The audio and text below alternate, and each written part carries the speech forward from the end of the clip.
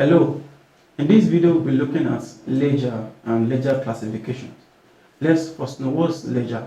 Ledger is defined as a book which contains in a classified and summarized form a permanent record of all transactions.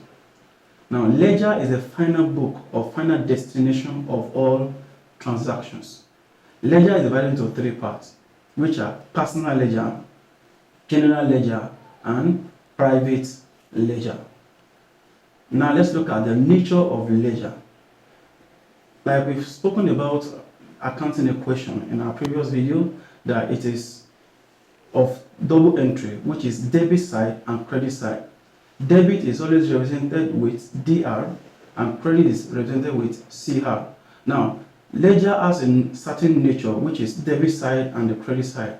In the debit side, we have the date, the particular, the folio, and the amount. And the credit side, we also have the date, the particular, the folio, and the amount. Now, we also have the classification of ledger, which are divided into two.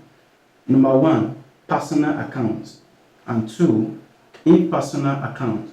Under personal account, we have names of business, names of individual, and firm. Then other impersonal accounts, we have real accounts and nominal accounts. In our next video, we'll be looking at cash book.